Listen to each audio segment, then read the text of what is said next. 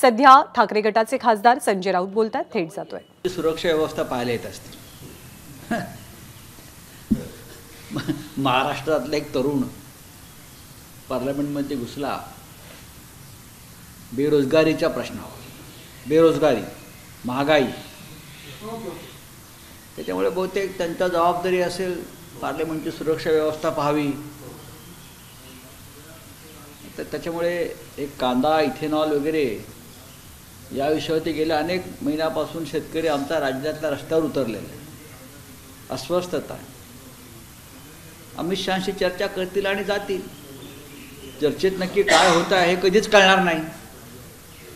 सरकार अस्थिर आहे, बरं का, सरकार अस्थिर आहे, सरकार घटनाबाह्य आहे।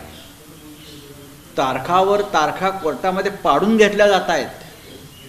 त्याच्यामुळे आता न्यायालयावरती किती विश्वास ठेवायचा? इलेक्शन कमिशनवरती आमचा विश्वास राहिलेला नाही। न्यायालय तारखावर तारखा देते घटनाबाह्य सरकारला। विधानसभेचे अध्यक्ष डमरू वाजवत बसलेले आहेत, ट्रायब्युनल दोन्ही बाजूने डमरू वाजवत बसलेले आहेत। केंद्रातले लोक मजा पाहत आहेत। एक फूल दोन डाऊटफुल असं जे सरकार आहे, मुख्यमंत्री उपमुख्यमंत्री हे दिल्ली मुंबई एरझारा घालताय। आणि अशा परिस्थितीमध्ये काल संसदेवरती जो प्रकार झालेला आहे तो अस्वस्थ करणार आहे। पण या सगळ्या मागची अस्वस्थता जी आहे, शेतकऱ्यांच्या आत्महत्या, शेतकऱ्यांचे प्रश्न, बेरोजगारी आणि महागाई हे आहे। ह्याच्यावरती कोणीच काही बोलत नाही। काय करणार राज्याचे मुख्यमंत्री उपमुख्यमंत्री येऊन? त्यांनी बहुतेक पास काढलेला आहे दिल्ली मुंबई। सर, दौरा त्यांचा असा आहे, अधिवेशनात म्हणजे नागपूरमधून ते येणार आहेत राजस्थानला, शपथविधीला उपस्थित राहून परत अधिवेशन अटेंड करून मग रात्री परत दिल्लीला येतात। नाही, ठीक आहे, मी म्हटलं ना का उपयोग काय महाराष्ट्राला या सगळ्या गोष्टीचा? राज्याला का उपयोग आहे का?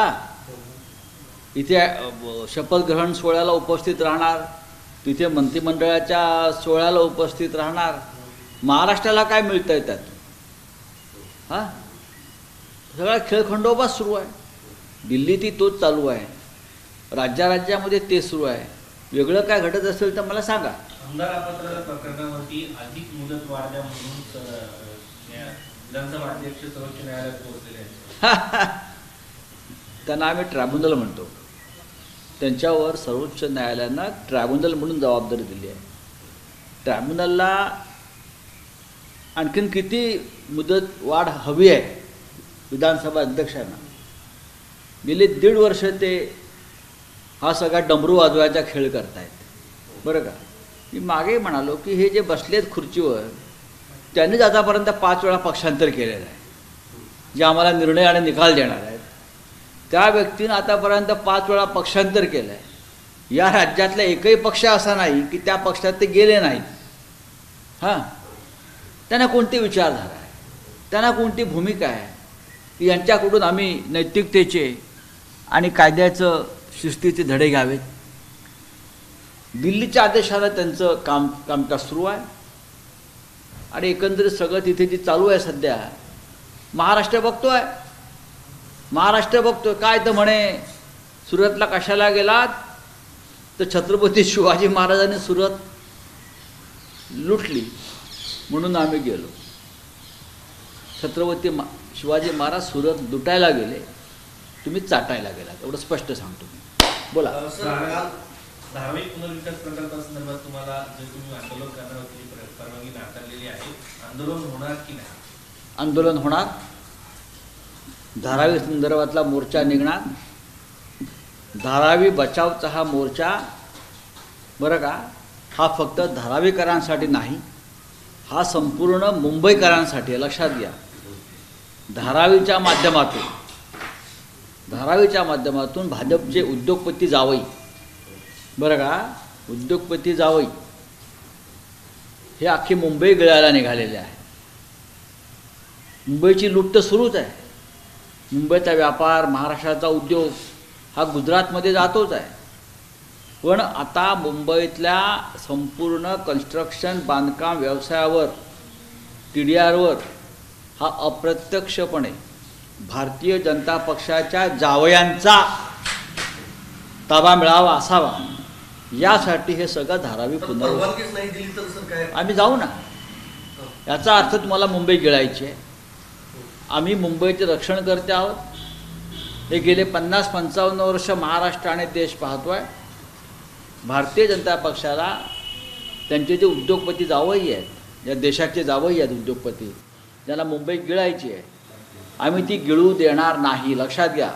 धारावी वाचवा म्हणजे मुंबई वाचवा आहे. धारावी म्हणजे मुंबई आहे, लक्षात घ्या. धारावी वाचवा म्हणजे मुंबई वाचवायची आहे. त्याच्यामुळे संपूर्ण महाराष्ट्राचं लक्ष या मोर्चाकडे आणि या आंदोलनाकडे लागलेलं आहे. धारावीची जनता पूर्णपणे आमच्याबरोबर आहे. शेवाळेंनी पंतप्रधानांची भेट घेतली. पंतप्रधानांनी त्यांना आश्वासन दिलंय की धारावीचा प्रकल्प विहित वेळेत पूर्ण होईल. कोणाविषयी बोलतो आपण सकाळ सकाळ? शुभ बोल रे नाऱ्या. काल संसदेत ज्यावेळेला कामकाज सुरू होतं सर, गदारोळ केला म्हणून इतक्या मोठ्या प्रमाणात खासदारांचं निलंबन झालेलं आहे. 13 खासदारांचं, ती काँग्रेसच्या आणि इतर पक्षाच्याही.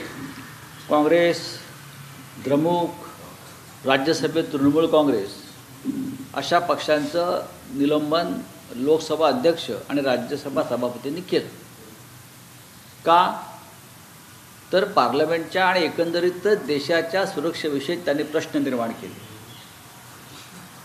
पण ज्यांच्या शिफारशीवरून हे तरुण पार्लमेंटमध्ये घुसले आणि किंवा घुसू शकले, हा सगळ्यात मोठा सुरक्षेला झालेला भेद आहे. मी असं म्हणत नाही की त्या अनेक खासदार आम्ही येणाऱ्या लोकांना पास देत असतो, पण मुळात चूक तिकडे आहे. त्या भारतीय जनता पक्षाच्या खासदारावरती अद्याप कारवाई नाही. त्यांना साधं चौकशीची नोटीस आली नाही आणि आमच्या खासदारांनी, विरोधकांनी प्रश्न विचारले म्हणून त्याला निलंबित केलं जात आहे. इथेच आम्ही म्हणतोय संसदीय लोकशाही धोक्यात आहे. संसदीय लोकशाहीला शृंग लावण्याचं काम सध्याचं सरकार करत आहे.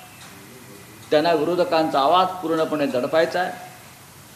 13 खासदारांना तुम्ही निलंबित करता आणि ज्या खासदारामुळे हे सगळं महाभारत घडलं आहे त्याच्यावर साधी कारवाई नाही, साधी नोटीस नाही, चौकशी नाही. त्याला काय म्हणायचं तू? हां, आता 10 वाजता जी बैठक होणार आहे काय? आम्ही बघा, काल आम्ही ज्या प्रकारे संसदेमध्ये आवाज उठवला त्या विषयावरती तीच भूमिका आमची कायम राहील. आम्ही आज एकत्र पुन्हा बसतो आहोत मल्लिकार्जुन खरगे यांच्या चेंबरमध्ये आणि साधारण सगळ्याच पक्षाचे प्रमुख नेते तिथेतून निर्णय घेतील की हे सगळं जे आहे सरकारला आपण संघर्ष करत राहिला पाहिजे सरकारशी. आजच्या अग्रलेखातून देखील तुम्ही म्हटलेलं आहे की ईडी आणि इन्कम टॅक्सच्या अधिकाऱ्यांकडे ही चौकशी. हां, द्या ना. दुसऱ्या या राज्यात देशात आहे काय?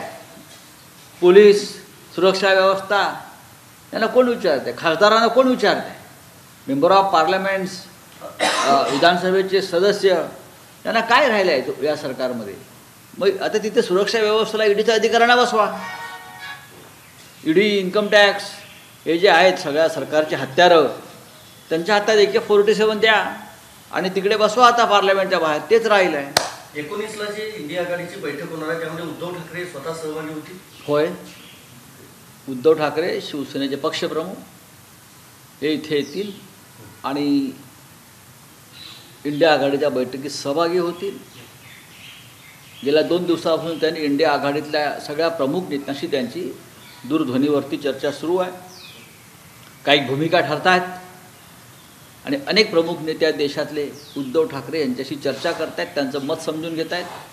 त्याच्यामुळे 19 तारखेची इंडिया आघाडीची बैठक ही महत्त्वाची आणि निर्णायक ठरणार आहे. पण लोकसभा निवडणूक काही महिन्यांवर सर येऊन ठेवली.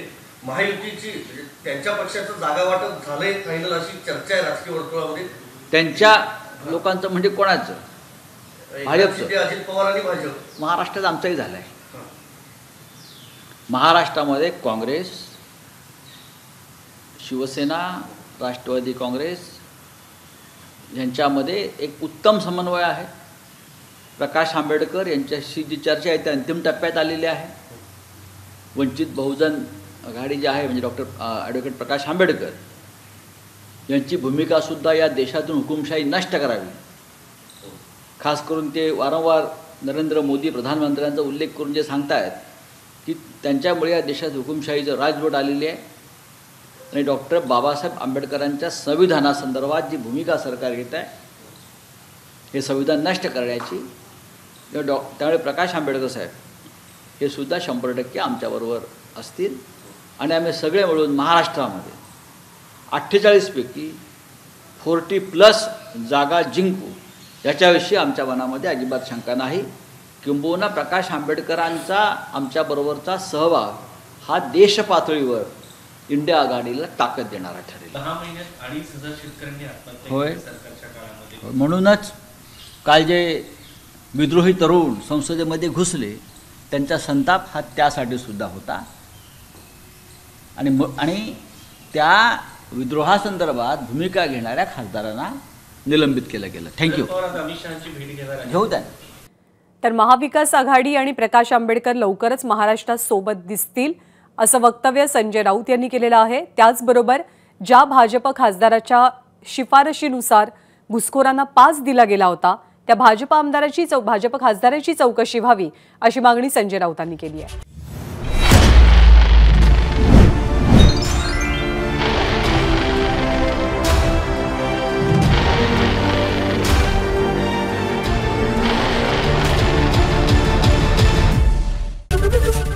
एबीपी माझा, उघडा डोळे बघा नीट.